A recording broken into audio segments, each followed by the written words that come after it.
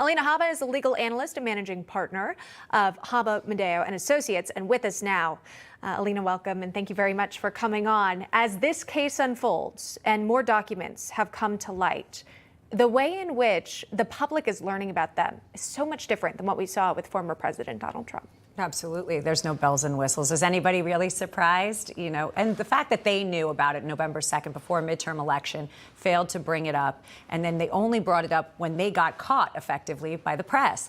That is, to me, the most concerning thing. They're supposed to be transparent. That's the Biden way, right? I don't see much transparency coming out of this administration. When you look at, you compare the two situations, the mainstream media obviously is doing that, putting one up, the other up, putting them side by side in graphics.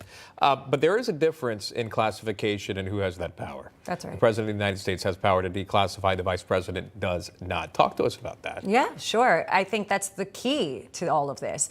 It is far more egregious that Biden had documents from when he was vice president. Yes, he's president now, but these are Obama administration documents. He has had them for a very long time, and he did not have the power, as you indicated, to declassify documents. That only rests with a sitting president. So he took documents. We now know that they're related to countries which they have ties, some very sketchy ties, may I add, including his son Hunter. But nobody has done anything. There's been no FBI raid, nothing. And the documents could not have been declassified by him. It's an impossibility. We know that by law.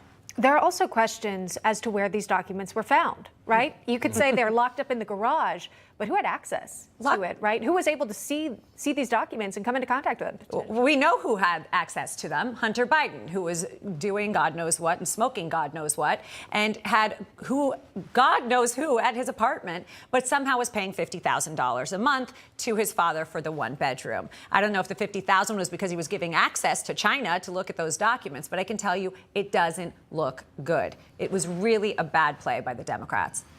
Talking about who's in and out, the visitor logs. There are no visitor logs, at least according to the Secret Service, because it's a personal estate. However, if you go back in time during the pandemic and you remember when the former White House press secretary had stated that the president can work from anywhere. Well, if you're working from anywhere and if you're working from home, it's not necessarily considered a personal matter, is it? I can't believe they're trying to draw a parallel between Joe Biden and the COVID era of working from home. You are a sitting president. You are not an admin at some major company. He should be in the White House. If you look at the stats, I believe it's half the time that he's been in that home as opposed to the White House working. Meanwhile, Donald Trump golfed, 3 times and they've ripped him apart. It's unbelievable what they're doing here. There are no logs. There is absolutely White House work being done out of that home, and that should be monitored.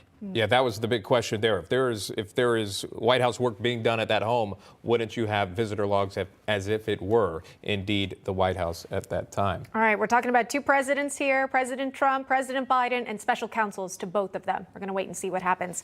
Alina Habba, thanks so much for joining us. Thank you. You're welcome. Hey guys, it's Rob Carson.